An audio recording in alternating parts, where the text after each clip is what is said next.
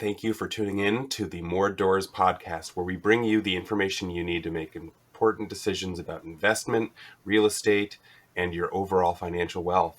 Today, we're going to be talking with Terry Boone, who has many doors under his control in the Northwest Chicago suburb area and in some other areas of the country as well. Thank you so much, Terry, for being with us today. Awesome. Good to be here. So I know that you've been at it for quite a long time, and I'm interested in what you were doing in your life before you started investing in real estate. Like how did the whole process start?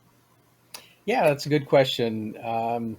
Believe it or not, those infomercials on TV have some impact. I remember shortly out of high school, maybe a little bit later, watching a infomercial, and I'm going to date myself here, but Paul Simon's equity participation infomercial, and just the whole concept of Wait, Paul invest. Simon, Paul Simon, the musician? No, no, no, no. I believe he was an investor from California, and I think I heard his name not too long ago again too. But geez, Okay. this is over 20 years ago. So those that have been in the business for a long time might remember who Paul Simon is. But his program was called the Equity Participation Program, and I'm not going to get into that. But in any case, it kind of sparked some interest, and you didn't have to be a rocket scientist to invest in real estate. And the idea of building wealth with other people paying down rents was something that it kind of excited me. Mm-hmm. And what were you doing, and how did you save the money? Like, what was the first thing you did? Did you own the house that you lived in first, and then you started buying things, or did you start with investing right away? Yeah, I started educating myself quite some time ago. I just got into my first home ever, and one of my brothers needed to move away. Back then, you could assume loans at the time. And I had started going to a real estate investment class, and I got to give kudos to Ed Shoemaker. He's kind of the granddaddy of teachers in my mind. Started a program many years ago, and he called it Creative Real Estate Investors, and I think they ran it through the local college. Many of us went to that, and Ed was an integral part of where I started and what I'm all about. Just a great guy. His whole formula of pyramiding properties. Just a super guy. So that's kind of where I started. Um, and the brother needed to move away, so I assumed his loan. Very long story, but I'll shorten this up as much as I can. Um, he had to move away, bought it, put some money in it, assumed his loan. When I got it done, it was worth a little bit more. I refinanced it, took that money, did another one, did the same thing to my other brother actually. And I did that a couple of times, and then started learning about the creative ways of acquiring real estate through like lease options and whatnot. So I did that, got a deal lease optioning a couple of duplexes in Waukegan, put $5,000 down on each of them, and just kind of snowballed from there. The whole program was about pyramiding. You buy two, then one, then two, then four, then you just keep pyramiding up. So that's kind of where it started. So why don't you tell me, since you are advocating this philosophy that you used in the beginning, this pyramiding, what exactly does it mean? Like, how do you go from one to two to four to however many? Yeah, so back then it was kind of about buying distressed properties for X amount, forcing inflation by doing the work or improving them, refinancing the property, pulling that equity out, and putting it towards the next property. Now, if you do one single family unit to buy a duplex, that's great. You start building equity in that. You do the same thing, force some inflation, do some repairs, refinance it, pull some equity out, buy an 8 unit, and that's literally what we did. We went from one to two to well, there was two duplexes, so we went from the four units there to an 8 unit. That was kind of the philosophy. I will tell you that once you start doing these things and people see what you're doing, banks know that you know what you're doing. The deals start to come to you. Now, this may be the sign of times back then, and it's different now. I don't know. I haven't been in the acquisition stage for a very very long time. I've kind of been there, done that, have all the units that I want at the moment, and have just been kind of riding it out and paying down some debt. Right. It's funny, the pyramid philosophy you were just talking about, that's basically the definition of what I think the more modern term is BRRR. BRRRR. Okay. So it's BRRRR, which stands for buy, rehab, rent, refinance, and Wow. repeat, which is, I mean, it's almost exactly what you're talking about. So I mean, the game hasn't really changed much, but maybe we just get new terminology over the years. That's interesting. Very interesting. I wasn't aware of that acronym, and I don't spend a whole lot of time on that now. So it's good to know. So basically, you just started acquiring more and more properties, and then multi units. And how long did it take for you to get to a point where you were able to just kind of work on real estate full time? Yeah, that's a good question. I wish I had the timeline in front of me, but I think I can remember. I quit my job in 1987. I was 25 at the time. My wife was working, so she had a pretty good income. Um, I bought the first one, kind of started from scratch, ripped everything apart, rehabbed it. As far as being able to support a family, boy, I think it was about 50 units is what it took to in order for both of us to be at home and be able to kind of support us. But uh, I guess to answer that question, in 1987, I quit there. In '93, we bought our first larger multifamily, which was an 8 unit, and then it kind of went quickly after that for some strange reason. Um, our bank had a distressed property, and then somebody in town knew about me, and we ended up buying 16 units there and 12 units there within a 12 Right. 15 month period. So that's kind of where it really started. And then when I got 40 50 units, it's like, hey, this is real, this is what we really wanted to do, and we just kind of went from there. And how many doors do you currently own?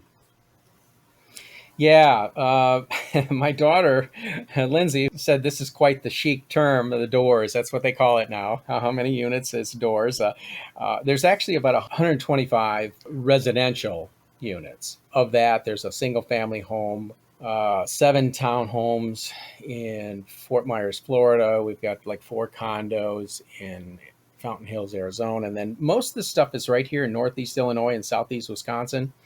There's about 117 units. And these are all small 6, 8 unit, 12 unit apartment buildings. Right. Do you have a preference? What do you think the most profitable thing to own is in terms of, a single family, a condo, a 2 to 4 unit, 5 to 10 unit, 10 to 20 unit?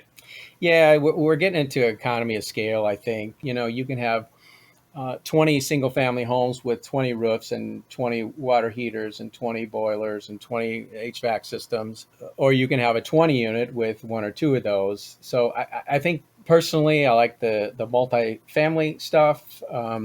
They're a little bit more management intensive, as you probably know.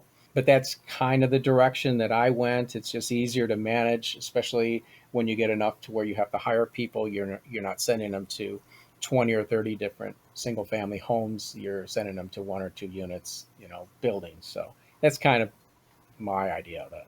Right. And so how do you manage your properties? Yeah, so it's just me, Joan, and we have a couple of full time people that we have. And man, I'm telling you, just having good people is really, really good. We have a full time maintenance guy. We have a gal that does a lot of showings, most of the showings, and then she takes care of a laundromat that we own as well. So it's a small operation. It's just us, and we do everything. Maintenance mostly in house. We do subcontract a lot of stuff, painting, plumbing and electric, some of that stuff. But everything is done right here. I'm in the office looking around, and we do it all here. That's really cool. At Yeah. what point did you decide you needed to, make your own sort of company, your own, and get an office and start hiring out people as a business to manage everything? Right. Well, that's something that was is really decided for you. When you get 30 or so units, and at the time I was doing some drywall repair, I was doing painting, I was doing flooring, and I mean I was kind of doing a lot of that stuff. I can't believe it now that I did it, but you get to a point where you can't do it, and I didn't want to do that forever. To answer your question, I don't think you answer that. It happens when you get x number of units. You just have to hire someone or you'll go nuts. Okay. So you said you have about 124, 125 doors, and the typical rents are approximately what? I would say 850 range. I'm looking at the board here, and it goes from a low of we have just a couple of one bedrooms that are in the 700s, and then most everything is 825 to 1,000 a month. And they're doing really well too. By the way, this is a great time. For those of you that haven't been in the business very long, there has been times where it's been tough. I look up on the board, and of 100 units, you have 10, 11, 12 units empty. I mean, it has been like that. It's been a very long time that's happened. I have to tell you that being in the rental business right now is very good. I mean, the vacancies are so low.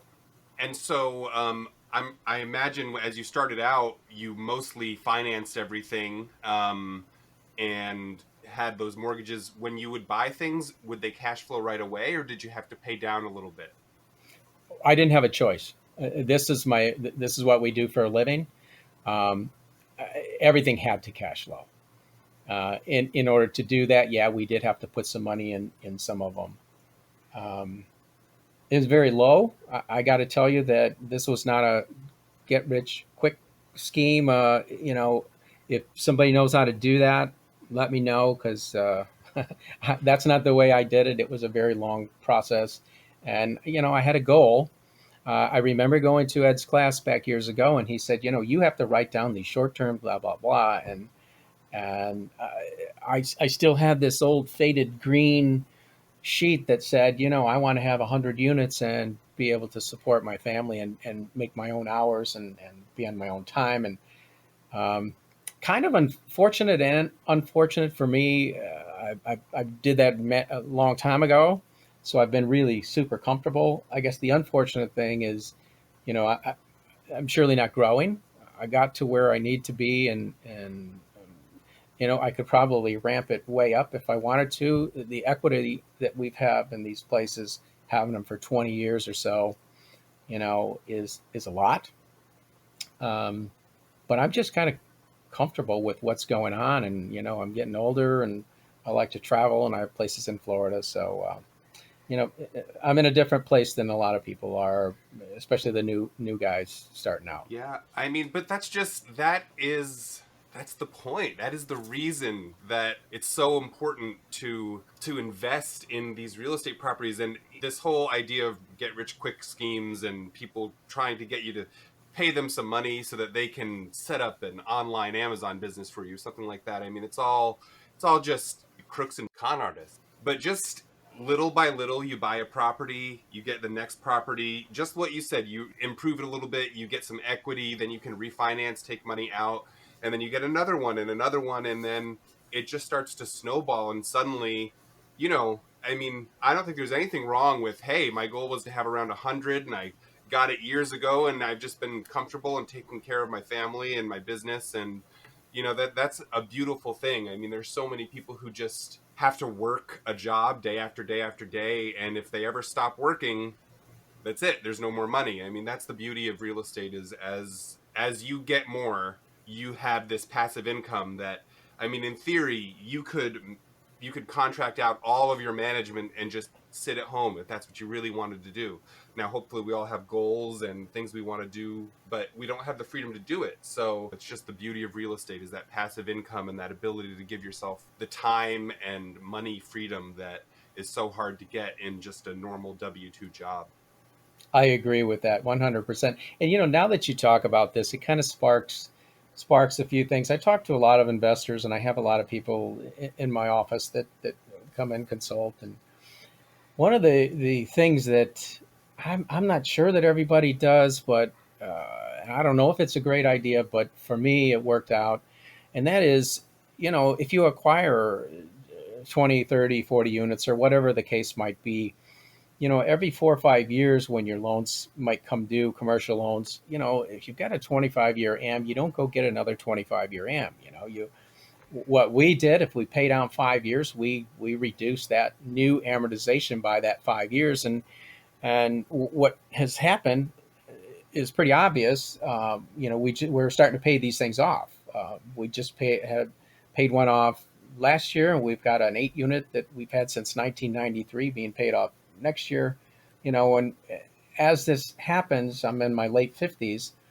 Um, you had a $2,000, $2,500 mortgage for many, many, many years, and you worked at it. Next year, I'm not going to have a $2,500 mortgage payment. 2 or 3 years down the road, I'm not going to have another 3,000. And it kind of snowballs. So I guess the point is, if people are out there looking, I understand the idea of leveraging and pulling money out and doing other deals. I did the same thing.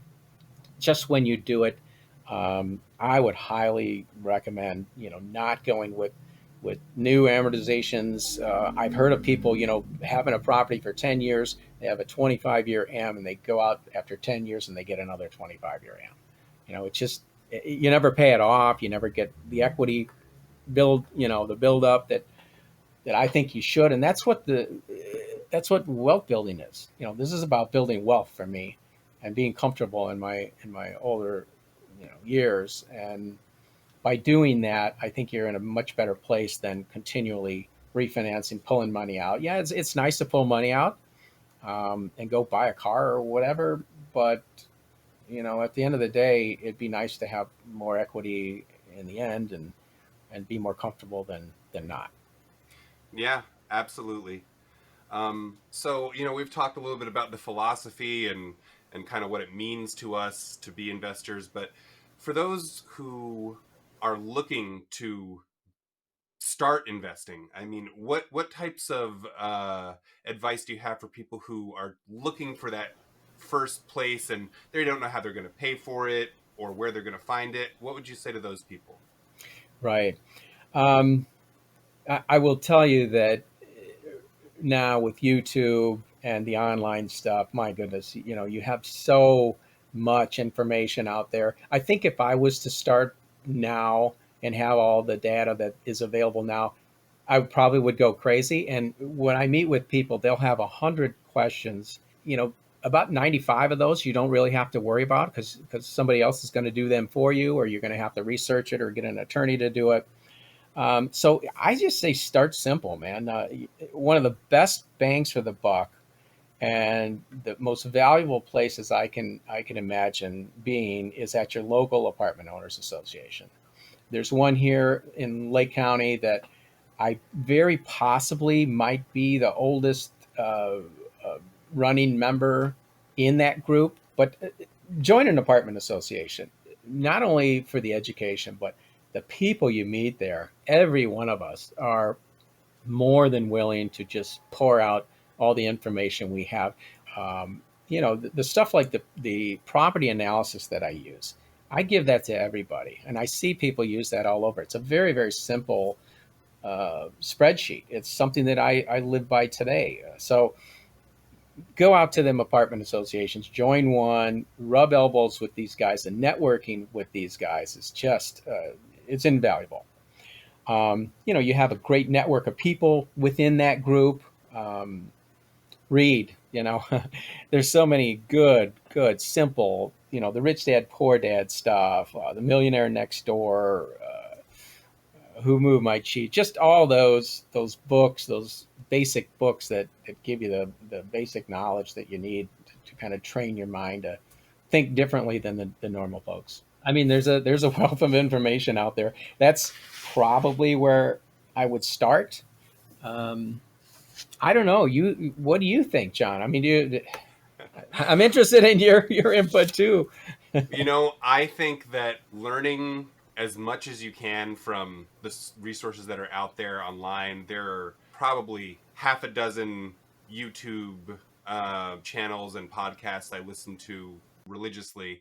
And there's just so much, just what you said, there's so much information. Everything you need to know is out there. Hmm. Um, Maybe sometimes the hardest part is people having this mental block of I can't get started. Hmm. There's no way I could ever afford to buy a property, especially in the one that I'm not even planning on living in. And there's so many ways around that. You could do now. The current term is house hacking. If you purchase a property, let's say it's a 3 unit or a duplex, and you can live in one half or live in one unit Great idea. and Hmm. rent the other three. And then you could be living there for maybe a year, and then you probably have enough rent coming in if you were to leave that it would pay for itself. So you got this loan for a very low down payment because it was your own primary home, and then you moved out and you bought another property because now you have this asset that's already making money and paying for itself. So you can buy another property again that you're going to live in with a small down payment. If I were starting out, I would do that. I'd buy a multi-unit, live in one unit. The next year, I'd buy another one and another one and another one until I had like 50 units, and then you can just do whatever you want. Would you keep those, or would you do like a 1031 into some new stuff? Or I've never sold any of my properties so far, wow, and hmm I have 12 units, and it's a great start. I think it's I just refinanced two of them. I had paid them off, and I could have sold them, and it would have been a big profit. But when you Hmm. sell a house, you got to pay realtor fees, you got to pay taxes. I mean, yeah, you can do the 1031 exchange. So if you've Hmm. got something lined up, something else you want to buy, that's perfect. But if you don't have anything right there on the burner, there's nothing Hmm. to invest in. So, you'd have to pay taxes on the income. You have to pay for the realtor fees, and when you The you put all that depreciation. together, Hmm. Yep. yeah, you have to pay taxes on the appreciation. When you Hmm. put all that together, you're losing like 10%, or maybe even a little more of the total purchase price. Whereas you can just refinance and you can pretty easily take 80% of your value, and so you're getting a little bit less money total. Like instead of getting 90% of the value after what you've paid and then not having an asset, you refinance and you have only 80% of the value, but you still have that asset that's probably, I mean, the way I've done it, they're all still cash flowing, they're still making me money, I still own them, and now I have a mortgage again, but I have these houses that I continue to own and will own for many, many years that are making me money, and I got all that money out. So I think Right. refinancing, except for, there are definitely times when it makes sense, but I think if you can, you always want to keep the property. Sure, sure. Now, I mean, we want our tenants to pay these mortgages off. I'm kind of thinking, I agree with what you just said. Uh, I think when you get a bunch of equity, like a 100,000 plus or so, and you want to jump from a single family or a duplex to eight, sometimes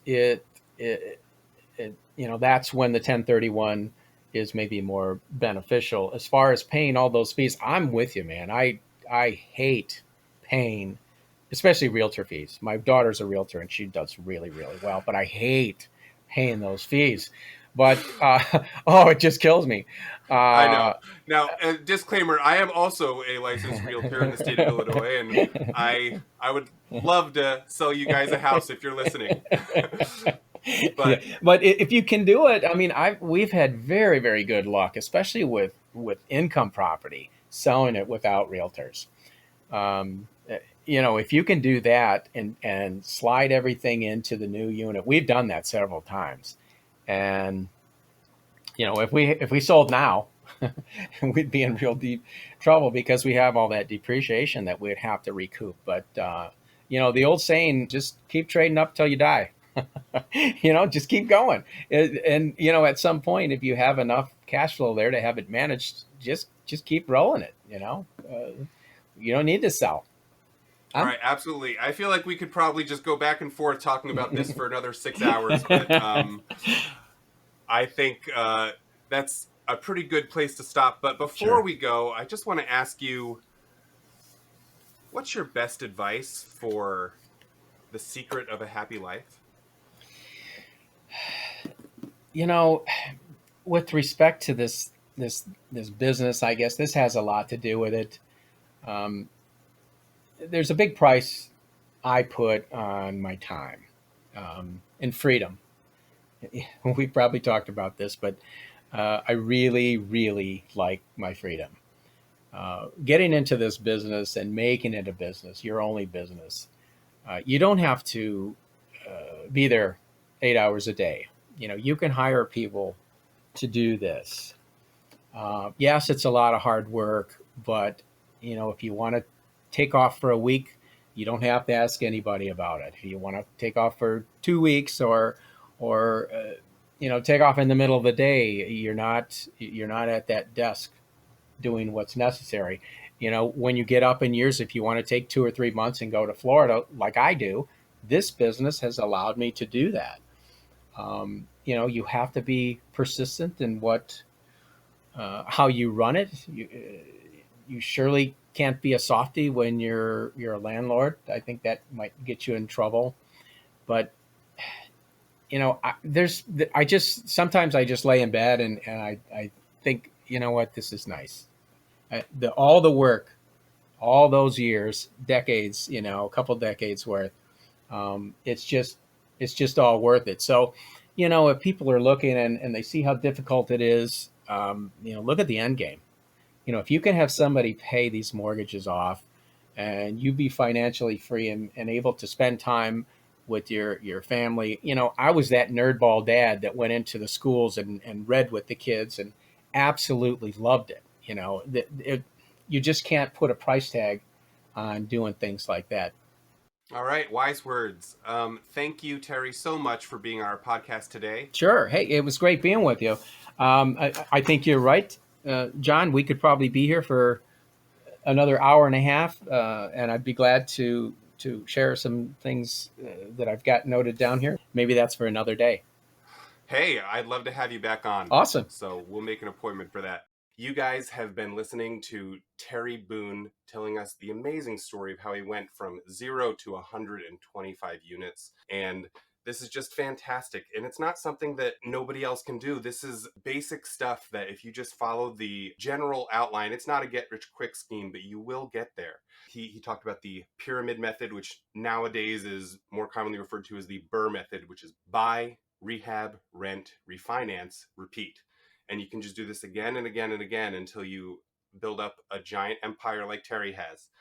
We also talked about house hacking. You can buy a multifamily property, live in one unit. The rest of the units will pay your rent. You could live there for many years or move on to the next one the very next year. And you do this a few years in a row, and suddenly you have 15, 20 units in the space of a few years. It's definitely doable. So I hope this has been informative and entertaining for you guys. We're going to have new episodes every single Monday. Thank you so much for tuning in, and we'll see you next time.